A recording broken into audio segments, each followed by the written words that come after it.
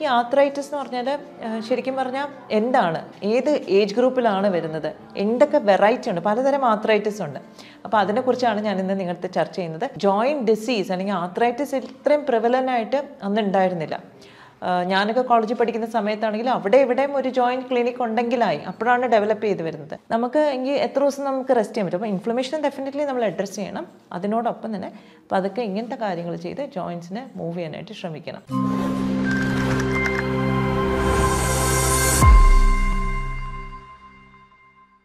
Hello friends, ഞാൻ doctor Trishna, medical director and chief physician Samatvam Trivandrum. നമ്മൾ പണ്ടൊക്കെ ആൾക്കാർ നടക്കുമ്പോൾ, വഴിയിൽ നടക്കുമ്പോഴത്തേക്ക് നമ്മൾ കുറേ പേരെങ്കിലും വളരെ ആക്റ്റീവായിട്ട്, ഈവൻ പ്രായം കൂടുതലുള്ളവരാണെങ്കിലും വളരെ ആക്റ്റീവായിട്ട്, വളരെ എന്താ പറയുക, എഫിഷ്യൻ്റായിട്ട് നടക്കുന്നതാണ് നമ്മൾ പണ്ടൊക്കെ കണ്ടിരുന്നത്. പക്ഷേ ഇപ്പോൾ കുറേ കാലങ്ങളായിട്ട് നമ്മൾ ശ്രദ്ധിച്ചാലറിയാം, പല ആൾക്കാരും വളരെ സ്ലോ ആവുന്നു, അവരുടെ മൂവ്മെൻറ്റ് സ്ലോ ആവുന്നു. അപ്പോൾ നമ്മൾ ജസ്റ്റ് ഒന്ന് ഒബ്സർവ് ചെയ്താൽ മനസ്സിലാക്കും അവർക്ക് മിക്കവാറും ആർത്രൈറ്റിസിന് അങ്ങനെ എന്തെങ്കിലും ഒരു ഡിസ്കംഫർട്ട് ഉണ്ടാവുന്നു. ഈ ആർത്രൈറ്റിസ് എന്ന് പറഞ്ഞാൽ ശരിക്കും പറഞ്ഞാൽ എന്താണ്, ഏത് ഏജ് ഗ്രൂപ്പിലാണ് വരുന്നത്, എന്തൊക്കെ വെറൈറ്റി ഉണ്ട്, പലതരം ആർത്രൈറ്റിസ് ഉണ്ട്. അപ്പോൾ അതിനെക്കുറിച്ചാണ് ഞാൻ ഇന്ന് നിങ്ങളുടെ ചർച്ച ചെയ്യുന്നത്. പ്രത്യേകിച്ചും എടുത്തു പറയുന്നത് റുമറ്റോയിഡ് ആർത്രൈറ്റിസിനെ പറ്റിയാണ്. എനിക്കൊന്നൊരു 15-20 വർഷം മുമ്പ് വരെ ആർത്രൈറ്റിസ് എന്നൊക്കെ പറഞ്ഞാൽ വളരെ റെയറായിട്ട്, ഒരു 60 വയസ്സ് 70 വയസ്സൊക്കെ ആകുമ്പോഴത്തേക്ക് മുട്ടിന് തേയ്മാനം എന്ന് പറഞ്ഞ് അവിടെ വേദന ഇവിടെ വേദന എന്ന് അമ്മൂമ്മമാരും അപ്പൂപ്പന്മാരും പറയുന്നതല്ലാണ്ട് ജോയിൻറ്റ് ഡിസീസ് അല്ലെങ്കിൽ ആർത്രൈറ്റിസ് ഇത്രയും പ്രിവലൻ്റ് ആയിട്ട് അന്ന് ഉണ്ടായിരുന്നില്ല. ഞാനൊക്കെ കോളേജിൽ പഠിക്കുന്ന സമയത്താണെങ്കിൽ അവിടെ ഇവിടെയും ഒരു ജോയിൻറ്റ് ക്ലിനിക് ഉണ്ടെങ്കിലായി, അപ്പോഴാണ് ഡെവലപ്പ് ചെയ്ത് വരുന്നത്. പക്ഷേ ഇപ്പം ഒരു 15 ഇയേഴ്സ് ഡൗൺ ദ ലൈൻ, ഒരു 20 ഇയേഴ്സ് ഡൗൺ ദ ലൈൻ ഒരുപാട് ആർത്രൈറ്റിസ് ക്ലിനിക്സ്, ജോയിൻറ്റ് ഡിസീസിൻ്റെ ക്ലിനിക്സ് തന്നെ വളരെ വളരെ കോമൺ ആയി വന്നിരിക്കുന്നു. എന്താണ് ഈ ആർത്രൈറ്റിസ്? ആർത്രൈറ്റിസ് എന്ന് പറയുന്നത് നമ്മുടെ സന്ധികളിൽ വരുന്ന ഒരു ഇൻഫ്ലമേറ്ററി കണ്ടീഷനാണ് ആർത്രൈറ്റിസ്. ഇൻഫ്ലമേഷൻ എന്ന് പറയുമ്പോഴത്തേക്ക് ഞാൻ പലപ്പോഴും എക്സ്പ്ലെയിൻ ചെയ്യുന്നൊരു കാര്യമാണ്, നമ്മുടെ സ്കിന്നിലൊരു മുറിവുണ്ടെങ്കിൽ എന്താ സംഭവിക്കുക, അവിടെ വേദന വരും, നീര് വരും, അവിടെ റെഡിഷായിട്ട് വരും, ചുമന്ന് വരും, തുടുത്ത് വരും. അപ്പം ഈ ഒരു പ്രക്രിയ തന്നെ നമ്മുടെ ജോയിൻറ്റിനകത്ത് നടക്കുന്നതാണ് സത്യം പറഞ്ഞാൽ ആർത്രൈറ്റിസ്. നമുക്കിപ്പം സ്കിന്നിൽ വന്നൊരു ഇഞ്ചറി എന്ന് പറഞ്ഞാൽ ചിലപ്പോൾ നമ്മൾ എന്തെങ്കിലും കടിച്ചതാകാം, അല്ലെങ്കിൽ നമ്മൾക്ക് എവിടെയെങ്കിലും തട്ടിയതാകാം. പക്ഷേ ഈ ഒരു സംഭവം എങ്ങനെ നമ്മുടെ ജോയിൻറ്റ്സിനകത്ത് വരുന്നു? പലപ്പോഴും ഇത് നടക്കുന്ന എന്തുകൊണ്ടാണെന്ന് വെച്ചാൽ, നമ്മുടെ ഒന്നിയിൽ നമുക്കൊരു ഇൻഫെക്ഷൻ വന്ന ശേഷം, പ്രത്യേകിച്ച് ഒരു സ്ട്രെപ്റ്റോകോക്കൽ ഇൻഫെക്ഷൻ അല്ലെങ്കിൽ പല ബാക്ടീരിയൽ ഇൻഫെക്ഷൻസ് ഒക്കെ വന്ന ശേഷം അതിനെ ചെറുക്കാൻ വേണ്ടി അല്ലെങ്കിൽ അതിനെ എഗെയിൻസ്റ്റ് ആയിട്ട് അറ്റാക്ക് ചെയ്യാൻ വേണ്ടിയിട്ട് നമ്മുടെ ശരീരത്തിൽ ആൻറ്റിബോഡീസ് ഉണ്ടാക്കുന്നു. പക്ഷേ ഇതിന് സിമിലർ ആയിട്ടുള്ള കെമിക്കൽസ് എന്തെങ്കിലും നമ്മുടെ ജോയിൻറ്റ്സിലുണ്ടെങ്കിൽ അതിനെ അറ്റാക്ക് ചെയ്യാനും ഈ ശരിക്കും പറഞ്ഞാൽ ഈ പ്രതിരോധ ശക്തിക്ക് ഉള്ള വൈറ്റ് ബ്ലഡ് സെൽസ് സെക്രീറ്റ് ചെയ്യും, കെമിക്കൽസ് സെക്രീറ്റ് ചെയ്യും, ആൻറ്റിബോഡീസും മറ്റും സൈറ്റോകൈൻസ് എന്ന് പറയും. ഇതിനെല്ലാം അപ്പം ജോയിൻറ്റിലും ഇതേപോലൊരു പ്രോട്ടീൻ ഉണ്ട്, അതിനെ ഡിറ്റക്റ്റ് ചെയ്ത് അതിനെ ഡിസ്ട്രോയ് ചെയ്യാനായിട്ടുള്ള ഒരു പ്രോസസ്സ് നടക്കുന്നു. അതാണ് സാധാരണ ഇൻഫ്ലമേഷനിൽ നടക്കുന്നത്. ഇൻഫെക്ഷ്യസ് കോസിന് ഇൻഫെക്ഷന് ശേഷമാണെങ്കിലും. അപ്പോൾ സാധാരണ എങ്ങനെയുള്ളവർക്കാണ് ഇൻഫെക്ഷൻ കോമൺ ആയിട്ട് എപ്പോഴും ത്രോട്ട് ഇൻഫെക്ഷൻ, ത്രോട്ട് വരുന്ന ആൾക്കാർക്ക് കാലക്രമേണ ഇങ്ങനൊരു ജോയിൻറ്റ് ഡിസീസ് അല്ലെങ്കിൽ ഇൻഫ്ലമേറ്ററി ജോയിൻറ്റ് ഡിസീസ് വരാനായിട്ടുള്ള സാധ്യതയുണ്ടാവും. കാരണം every time there is A throat infection, മിക്കവാറും സ്ട്രെപ്റ്റോകോക്കൽ ഇൻഫെക്ഷൻ എന്തെങ്കിലും ആയിരിക്കും. അപ്പോൾ അതിനെ ട്രിഗറിൽ വെച്ചിട്ട് നമ്മുടെ ബോഡിയിൽ ഇൻഫ്ലമേറ്ററി സെൽസ് അല്ലെങ്കിൽ ഇമ്മ്യൂൺ സെൽസ് ജോയിൻറ്റിനെ അറ്റാക്ക് ചെയ്യുന്ന കെമിക്കൽസും ഉണ്ടാക്കുന്നു. ഇത് കൂടാണ്ട് വേറെ എന്തൊക്കെയാണ് റീസൺസ്? പലപ്പോഴും ഇതൊക്കെയാണ് സാറിന് റുമറ്റോയിഡ് ആർത്രൈറ്റിസ് അല്ലെങ്കിൽ സീറോ നെഗറ്റീവ് ആർത്രൈറ്റിസ് എന്നൊക്കെ കണ്ടീഷൻസിൽ നമ്മൾ കണ്ടുവരുന്നത്. ഓരോന്നിനും പാറ്റേൺ കുറച്ച് വ്യത്യാസമാണ്, പെത്തോളജിക്കലിയും കുറച്ച് വ്യത്യാസങ്ങളൊക്കെ ഉണ്ട്. പക്ഷേ ജോയിൻറ്റ് ഇൻഫ്ലമേഷനാണ് എല്ലാത്തിലും കോമൺ. അപ്പോൾ ഇൻഫ്ലമേഷൻ എന്ന് പറയുമ്പോഴത്തേക്ക് എന്താ ബുദ്ധിമുട്ട്? നമുക്ക് രാവിലെ എഴുന്നേൽക്കുമ്പോഴത്തേക്ക് ചെറിയ ജോയിൻറ്റ്സിലുള്ള സ്റ്റിഫ്നെസ്, നമുക്ക് വിരൽ നിവർത്താൻ പറ്റില്ല അല്ലെങ്കിൽ മടക്കാൻ പറ്റില്ല, കടുത്ത വേദന മാത്രമല്ല, നമ്മൾ എത്ര വിചാരിച്ചാലും നമുക്കത് മൂവ് ചെയ്യാൻ പറ്റുന്നില്ല. That is one factor. Rheumatoid ആർത്രൈറ്റിസിലൊക്കെ ആണെങ്കിൽ 2 കൈയിലും ഒരേപോലെ ആയിരിക്കും മാനിഫെസ്റ്റേഷൻ ഉണ്ടാവുന്നത്, സിമെട്രിക്കൽ മാനിഫെസ്റ്റേഷൻ ആയിരിക്കും. പക്ഷേ സീറോ നെഗറ്റീവ് ആർത്രൈറ്റിസ്, അതായത് RA ഫാക്ടർ എന്ന് പറയുന്ന ഒരു കമ്പോണൻറ്റ് നമ്മുടെ ബ്ലഡിൽ നെഗറ്റീവ് ആണെങ്കിൽ നമ്മളതിനെ സീറോ നെഗറ്റീവ് എന്ന് പറയുന്നു.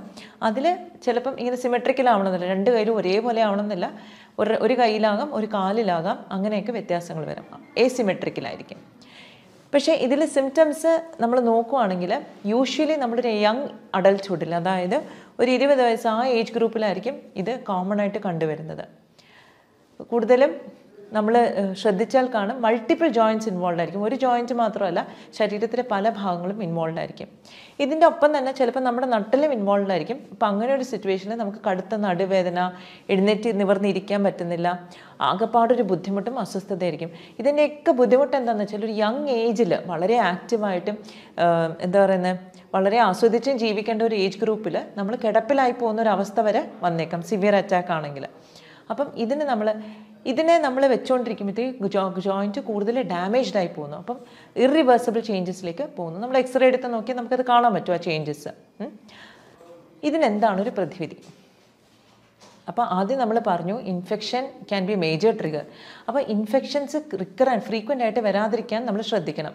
ഇൻഫെക്ഷൻ വരാതിരിക്കണമെങ്കിൽ നമ്മുടെ പ്രതിരോധ ശക്തി അല്ലെങ്കിൽ പ്രതിരോധത്തിന് ഉതകുന്നതായിട്ടുള്ള കോശങ്ങൾ അതിൻ്റെ പ്രവർത്തനം കറക്റ്റായിട്ട് നടത്തണം.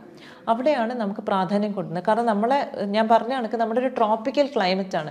പെട്ടെന്ന് നമുക്ക് ഇൻഫെക്ഷൻ വരാനുള്ള ചാൻസാണ്. ഇപ്പോൾ നമ്മൾ പുറത്തുനിന്ന് ഒരിടത്തുനിന്ന് ഒരു ജ്യൂസ് വാങ്ങി കുടിക്കുന്നു അല്ലെങ്കിൽ ഭക്ഷണം കഴിക്കുന്നു, ഇൻഫെക്ഷൻ നമുക്ക് എപ്പോൾ വേണേലും വരാം. ത്രോട്ട് ഇൻഫെക്ഷൻ വെറുതെ സ്കൂളിൽ പോയി അല്ലെങ്കിൽ കോളേജിൽ പോയി വേറെ ആൾക്ക് ഇൻഫെക്ഷൻ ഉണ്ടെങ്കിൽ നമുക്ക് വരാം. എനിക്കൊന്ന് കോവിഡിന് ശേഷമാണ് എല്ലാവരും മാസ്ക് ധരിക്കാനൊക്കെ തുടങ്ങിയത്. അതിനു മുമ്പേ മാസ്കിനെ പറ്റിയൊന്നും Indians were never concern. Hygiene, തുമ്മുമ്പോൾ വാ അടച്ച് വെക്കുക, അല്ലെങ്കിൽ എന്താ പറയുന്നത്, നമ്മൾ കോൾഡ് ഉള്ളപ്പം ജലദോഷം ഉള്ളപ്പോഴത്തേക്ക് കോമൺ പ്ലേസസിൽ തുപ്പി വെക്കാതിരിക്കുക. ഇതൊക്കെ വളരെ ബേസിക് ആയിട്ടുള്ള ഹൈജീൻ കാര്യങ്ങൾ ഇന്ത്യൻസ് ആരും തന്നെ നോക്കിയിരുന്നില്ല. കോവിഡിന് ശേഷമാണ് ഇത് വളരെ കുറച്ചുകൂടെ ആൾക്കാർ ശ്രദ്ധിക്കുകയും മനസ്സിലാക്കുകയും പ്രവർത്തിക്കാനും തുടങ്ങിയത്. അപ്പം ഇങ്ങനത്തെ ഇൻഫെക്ഷൻ സ്പ്രെഡ് ആവുന്നൊരു ഇത് തന്നെ നമ്മൾ പ്രിവെൻറ്റ് ചെയ്യണം, നമ്പർ 1. നമ്പർ 2, അഥവാ നമ്മൾ ഇൻഫെക്ഷൻ എക്സ്പോസ്ഡ് ആയിട്ടുണ്ടെങ്കിൽ നമുക്കൊരു തൊണ്ടയിലൊക്കെ ഒരു കരകരപ്പോ എന്തെങ്കിലും ഒരു ബുദ്ധിമുട്ടോ ഉണ്ടെങ്കിൽ അന്ന് തന്നെ നമ്മൾ തൊണ്ട ഗാഗിൾ ചെയ്യണം, ഉപ്പ് വെള്ളമിട്ട് ഗാഗിൾ ചെയ്യണം. അതേപോലെ അന്ന് ഒരു ദിവസം നമ്മൾ ചൂടായിട്ടുള്ള പാനീയങ്ങൾ മാത്രമേ കുടിക്കുകയുള്ളൂ. ബിക്കോസ് ചൂട് ഈ ഇൻഫെക്ഷ്യസ് ഏജൻറ്റിനെ, പാത്തോജനെ ഡിസ്ട്രോയ് ചെയ്യും. പിന്നെ വേറൊരു കാര്യം നമ്മൾ ചെയ്യേണ്ടതെന്ന് പറഞ്ഞാൽ, ഇത് മാത്രം ചെയ്താൽ മതിയോ? പോരാ. ഇതിനൊപ്പം നമ്മുടെ പ്രതിരോധ ശക്തിക്ക് ഉതകുന്നതായിട്ടുള്ള വൈറ്റ് ബ്ലഡ് സെൽസും റെഡ് ബ്ലഡ് സെൽസിനെ ഫങ്ഷൻ മെയിൻറ്റെയിൻ ചെയ്യുന്ന രീതിയിലുള്ള ഒരു ലൈഫ് സ്റ്റൈൽ ആയിരിക്കണം ലീഡ് ചെയ്യുന്നത്.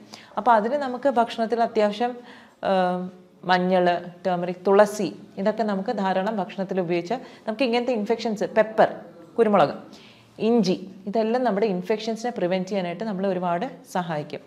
ഇനി ഓഫ് കോഴ്സ് നമുക്ക് ഇൻഫെക്ഷൻ വന്നാൽ നമുക്ക് എന്ത് ചെയ്യാൻ പറ്റും? ഇൻഫെക്ഷൻ വന്നു കഴിഞ്ഞാൽ ഡെഫിനറ്റ്ലി ഇനീഷ്യൽ സ്റ്റേജസിൽ ചിലപ്പോൾ സിവിയർ ഇൻഫെക്ഷൻ അല്ലെങ്കിൽ ഒരു വൈറൽ ഇൻഫെക്ഷൻ ആണെങ്കിൽ നമുക്ക് ഒരുപക്ഷെ ആൻറ്റിബയോട്ടിക്കിൻ്റെ ആവശ്യം വരില്ല.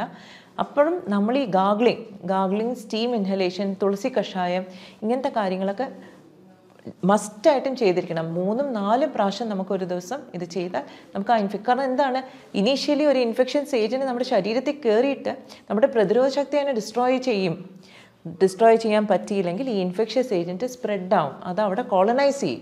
അപ്പോഴാണ് നമുക്ക് കൂടുതൽ കടുത്തൊരു ഇൻഫെക്ഷനിലേക്ക് പോകുന്നത്. ഓക്കെ, അപ്പോൾ അതിനെ നമ്മൾ ഒരു കാരണവശാലും ഈ ഇൻഫെക്ഷ്യസ് ഏജൻറ്റിനെ നമ്മുടെ ശരീരത്തിനുള്ളിൽ സ്പ്രെഡ് ചെയ്യാനായിട്ട് സമ്മതിക്കാൻ പാടില്ല.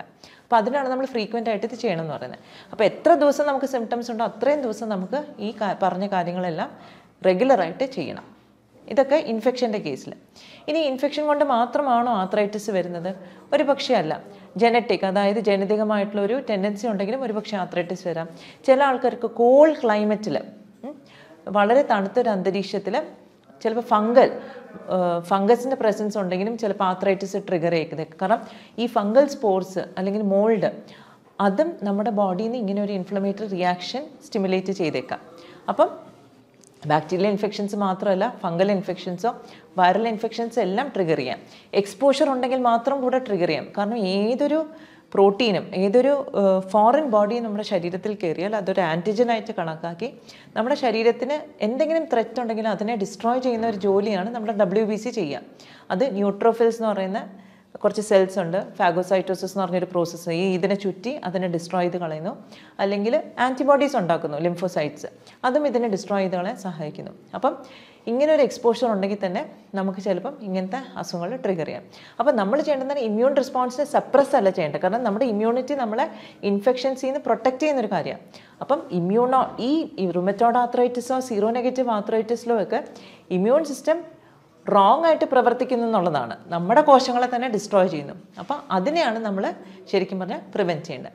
അപ്പോൾ അതിന് വേണ്ടുന്ന ചില ഇൻഗ്രീഡിയൻസ് നമ്മൾ ഡയറ്റിലും ബാക്കി ഇൻക്ലൂഡ് ചെയ്യുകയാണെങ്കിൽ നമുക്ക് ശരിക്കും പറഞ്ഞാൽ ഇത് പ്രിവെൻറ്റ് ചെയ്യാൻ പറ്റും. പിന്നെ ഇതിൽ വേറൊരു ഇമ്പോർട്ടൻറ്റ് കാര്യം എന്ന് പറഞ്ഞാൽ നമ്മുടെ ഡൈജസ്റ്റീവ് സിസ്റ്റത്തിൽ ഒരുപാട് ബാക്ടീരിയ ഉണ്ട്. ഈ ബാക്ടീരിയനെ ഇതൊരു ബാലൻസാണ്, നമ്മുടെ ഹെൽത്തി ബാക്ടീരിയയും അൺഹെൽത്തി ബാക്ടീരിയയും ബാക്ടീരിയൽ ഒരു പ്രസൻസ് ശരിക്കും ഒരു ബാലൻസ് ആണ് കീപ്പ് ചെയ്യുന്നത്. It's called intestinal flora. ചില സമയത്ത് എന്ത് പറ്റുന്നത്, നമുക്ക് ലീക്കി ഗട്ട് എന്ന് പറഞ്ഞൊരു കണ്ടീഷൻ വരുന്നു. അതായത് നമ്മുടെ ഇൻറ്റസ്റ്റൈനകത്തുള്ള കോശങ്ങൾ തമ്മിലുള്ള ഡിസ്റ്റൻസ് കൂടുകയും അതിൻ്റെ ഇടയിൽ കൂടെ ആ ബാക്ടീരിയയുടെ കെമിക്കൽസ് ടോക്സിൻസ് നമ്മുടെ ബ്ലഡിലേക്ക് പോവുകയും ചെയ്താൽ ഇതേപോലൊരു റെസ്പോൺസ് വരും. അപ്പം ആ ലീക്കി ഗട്ടിനെ നമ്മൾ ട്രീറ്റ് ചെയ്യുന്നത് വളരെ അത്യാവശ്യമാണ്. അപ്പോൾ ലീക്കി ഗട്ടിനെ ട്രീറ്റ് ചെയ്യണമെങ്കിൽ വളരെ ഇമ്പോർട്ടൻ്റ് ആയിട്ട് നമ്മൾ ചെയ്യേണ്ട ഒരു കാര്യമുണ്ട്. നമ്മൾ ഈ പറഞ്ഞ കണക്ക് നമ്മൾ ഈ ഷുഗറി ഫുഡ്സ് അവോയ്ഡ് ചെയ്യണം. കാരണം എന്താണ്, ഈ ബാക്ടീരിയനെ പരിപോഷിപ്പിക്കുന്ന അനാവശ്യമായിട്ടുള്ള ബാക്ടീരിയ ഈ ഷുഗർ കഴിച്ച് നല്ല ഭംഗിയായിട്ട് അവിടെ അങ്ങോട്ട് എസ്റ്റാബ്ലിഷ് ചെയ്യും. അപ്പം നമുക്ക് ഈ high sugar food, carbohydrate food എല്ലാം ധാരാളം കഴിച്ചു കഴിഞ്ഞിട്ടുണ്ടെങ്കിൽ നമ്മൾ വിചാരിക്കുന്ന നല്ല ബാക്ടീരിയനൊന്നും കൊണ്ടുവരാൻ പറ്റില്ല. ആ പഴയ ബാക്ടീരിയ തന്നെ ഇതൊക്കെ കഴിച്ച് നല്ല രസിച്ച് അവിടെ ഇരിക്കും. അപ്പം നമ്മൾ ഈ കാർബോഹൈഡ്രേറ്റ്സും ബാക്കിയും വളരെയധികം മിനിമൈസ് ചെയ്തിട്ടായിരിക്കണം നമ്മൾ പുതിയ ബാക്ടീരിയനെ അവിടെ റിപ്ലനിഷ് ചെയ്യുന്നുണ്ടാവുക. അപ്പോൾ അത് ഗ്യാസ്ട്രിക് ക്ലെൻസ് എന്നുള്ള സിസ്റ്റം അല്ലെങ്കിൽ ഇൻറ്റസ്റ്റൈനൽ ക്ലെൻസ് എന്ന് പറഞ്ഞ രീതിയിലേക്ക് നമ്മൾ പോകണം. പിന്നെ നമ്മൾ ചിലപ്പോൾ ആയുർവേദത്തിലൊക്കെ ശ്രദ്ധിച്ചിട്ടുണ്ടാകും, പലപ്പോഴും ഈ റുമറ്റോയ്ഡ് ആർത്രൈറ്റിസ് പോലുള്ള കണ്ടീഷൻസിൽ അവർ വസ്തി ചെയ്യാറുണ്ട്. വസ്തിക്ക് എന്താണ് പ്രാധാന്യം? മിക്കപ്പോഴും ഈ ബാക്ടീരിയ, ഈ ആർത്രൈറ്റിസ് ഉണ്ടാക്കുന്ന ബാക്ടീരിയ അല്ലെങ്കിൽ ആർത്രൈറ്റിസിൻ്റെ ഒരു ട്രിഗർ വരുന്നത് ലാർജ് ഇൻറ്റസ്റ്റൈനിൽ നിന്നാണ്, നമ്മുടെ വൻകുടലിൽ നിന്നാണ്. അപ്പോൾ അതിൽ തന്നെ നമുക്ക് വൻകുടലിലെ ബാക്ടീരിയനെ വേണം അവിടെ ഒരു ഹെൽത്തി ബാക്ടീരിയനെയാണ് നമ്മൾ ശരിക്കും പറഞ്ഞാൽ എസ്റ്റാബ്ലിഷ് ചെയ്യേണ്ടത്. ഒരുപാട് സ്റ്റഡീസ് ഇപ്പോൾ വരുന്നുണ്ട്. ചില ഈസ്റ്റ്, ചില ബാക്ടീരിയ എല്ലാം ഇതിൻ്റെയുള്ള ഒരു ബാലൻസിലാണ് നമ്മുടെ ഹെൽത്ത് മെയിൻറ്റെയിൻ ചെയ്യുന്നത്. ഫോറിൻ കൺട്രീസിൽ ആക്ച്വലി കുറേ അസുഖങ്ങൾക്ക് പോലും ഹെൽത്തി ഇൻഡിവിജ്വലിൻ്റെ സ്റ്റൂൾസ്, അതായത് മലം എടുത്തിട്ട് അതിൽ നിന്ന് ബാക്ടീരിയനെ കൾച്ചർ ചെയ്ത് ഈ അസുഖമുള്ളവരിൽ ട്രാൻസ്പ്ലാന്റ് ചെയ്യുന്ന ഒരു സിസ്റ്റം പോലും ഇപ്പോൾ വന്നിട്ടുണ്ട്. അപ്പം നമുക്കെന്താ ചെയ്യാൻ പറ്റുന്നത്? നമുക്ക് നമ്മുടെ ഡയറ്റിൽ അത്യാവശ്യം നല്ല ബാക്ടീരിയ, ഈ പറഞ്ഞ കണക്ക് മോര്, പച്ചമോര്, തൈര്, ഈ കാര്യങ്ങളെല്ലാം ഉൾപ്പെടുത്തുക. പിന്നെ എന്താണ് മഞ്ഞൾ വളരെ ഇമ്പോർട്ടൻ്റ് ആണ്. ജിഞ്ചർ, പിന്നെ കുരുമുളക്, ഇങ്ങനത്തെ കാര്യങ്ങളെല്ലാം നമ്മുടെ ഡയറ്റിൽ ഉൾപ്പെടുത്തുന്നത് വളരെയധികം നല്ലതായിരിക്കും. പിന്നെ ഇപ്പം നമുക്ക് പ്രാക്ടിക്കലായിട്ട് എന്ത് ചെയ്യാം? സപ്പോസ് നമുക്കൊരു ജോയിൻറ്റ് പെയിൻ വന്ന് സ്വെല്ലിംഗ് ഉണ്ടെന്നൊക്കെ വെച്ചോളൂ. നമുക്ക് രാവിലെ തന്നെ ഈ ജോയിൻറ്റ് സ്റ്റിഫായിരിക്കുന്ന സമയത്ത് കുറച്ച് ചൂടുള്ള വെള്ളത്തിൽ നമുക്ക് എപ്സം സോൾട്ട് വാങ്ങിക്കാൻ കിട്ടും. എപ്സം സോൾട്ട് ഇട്ടിട്ട് കൈ അതിനകത്ത് മുക്കി വയ്ക്കുക. അപ്പോൾ ഈ ജോയിൻറ്റിലുള്ള സ്റ്റിഫ്നെസ് കുറയും. പക്ഷേ നമ്മൾ മുക്കി വെക്കുന്നത് 15-20 മിനിറ്റ് കൂടുതൽ മുക്കി വെക്കരുത്. കാരണം ഇത് ഉറഞ്ഞു പോകാൻ നമ്മൾ സമ്മതിക്കരുത്. അപ്പം ജസ്റ്റ് ഒരു 15-20 മിനിറ്റ്സ് അതൊന്ന് ചൂടാൻ വേണ്ടി വെക്കുക. ആ വെള്ളത്തിൽ വെച്ച് തന്നെ നമ്മുടെ കൈയും കാലും ജോയിൻറ്റ്സ് എല്ലാം ഒന്ന് ചെറുതായിട്ട് മൂവ് ചെയ്യുക. അപ്പോൾ തന്നെ നമുക്ക് ആ കെട്ടിക്കിടക്കുന്ന ആ ഒരു ഡിസ്കംഫർട്ട് നമുക്ക് കുറഞ്ഞു കിട്ടും. ഓക്കെ, അത് ആർക്കും ചെയ്യാം. ഈവൻ രാത്രി കിടക്കുന്നതിന് മുമ്പേ നമുക്ക് ചെയ്യാം. അപ്പം ഈ ജോയിൻറ്റ് മൊബിലിറ്റി നമുക്ക് ഇമ്പ്രൂവ് ചെയ്ത് വരാൻ പറ്റും. ഈ വെള്ളത്തിലിടാതെ നമ്മൾ ജോയിൻറ്റ് മൂവ് ചെയ്യാതിരുന്നാൽ ഇറ്റ് ഈസ് പോസിബിൾ നമ്മുടെ ജോയിൻറ്റിനെ ഡാമേജ് ചെയ്യും. അപ്പോൾ ഇൻഫ്ലമേഷൻ ഉള്ളപ്പോൾ എപ്പോഴും നമ്മൾ റെസ്റ്റ് കൊടുക്കണം. പക്ഷേ നമുക്ക് എത്ര ദിവസം നമുക്ക് റെസ്റ്റ് ചെയ്യാൻ പറ്റും? അപ്പോൾ ഇൻഫ്ലമേഷൻ ഡെഫിനറ്റ്ലി നമ്മൾ അഡ്രസ്സ് ചെയ്യണം. അതിനോടൊപ്പം തന്നെ പതുക്കെ ഇങ്ങനത്തെ കാര്യങ്ങൾ ചെയ്ത് ജോയിൻറ്റ്സിനെ മൂവ് ചെയ്യാനായിട്ട് ശ്രമിക്കണം. പിന്നെ പലപ്പോഴും നമ്മൾ കണ്ടുവന്നിട്ടുണ്ട് റുമറ്റോയ്ഡ് ആർത്രൈറ്റിസ് പോലുള്ള കണ്ടീഷനിൽ ഫാസ്റ്റിംഗ് ഒക്കെ വളരെ എഫിഷ്യൻ്റ് ആണ്. പക്ഷേ ഫാസ്റ്റിംഗ് ചെയ്ത് കഴിഞ്ഞാലും നമ്മൾ നോർമൽ ഡയറ്റിലേക്ക് വരുമ്പോഴത്തേക്ക് ഈ ഷുഗറി ഫുഡ്സും ബാക്കി കാര്യങ്ങളും അവോയ്ഡ് ചെയ്യുന്നതായിരിക്കും നല്ലത്. വേറെ ഇമ്പോർട്ടൻറ്റ് കാര്യം, ഈ കോൺസ്റ്റിപ്പേഷൻ, ലോങ് ടേം കോൺസ്റ്റിപ്പേഷൻ ഉള്ളവർക്കും ഇങ്ങനത്തെ കണ്ടീഷൻസൊക്കെ വരാനുള്ള ചാൻസസ് കൂടുതലാണ്. കാരണം ഈ പറഞ്ഞ കണക്ക് ലാർജ് ഇൻറ്റസ്റ്റൈനിലാണ് നമ്മുടെ ഈ ബാക്ടീരിയൽ ഒരു ഡിസ്ബയോസിസ് വരുന്നത്, അല്ലെങ്കിൽ ഒരു ഇൻറ്റസ്റ്റൈനൽ ഗട്ട് ഡിസ്ബയോസിസ് വരുന്നത്. അപ്പോൾ അതുകൊണ്ട് തന്നെ കോൺസ്റ്റിപ്പേഷനൊക്കെ ഉണ്ടെങ്കിൽ അത് ആദ്യം ട്രീറ്റ് ചെയ്യണം. കാരണം അത് ഇവൻച്വലി നമുക്ക് ഈ ഒരു കണ്ടീഷനിലേക്ക് നമ്മൾ കൊണ്ടെത്തിക്കാൻ സാധ്യതയുണ്ട്. അപ്പം ഇത്രയും കാര്യങ്ങൾ ശ്രദ്ധിച്ചാൽ തന്നെ നമുക്ക് ഈ റുമറ്റോയ്ഡ് ആർത്രൈറ്റിസിന് കുറേയൊക്കെ നമുക്ക് മാനേജ് ചെയ്യാൻ പറ്റും.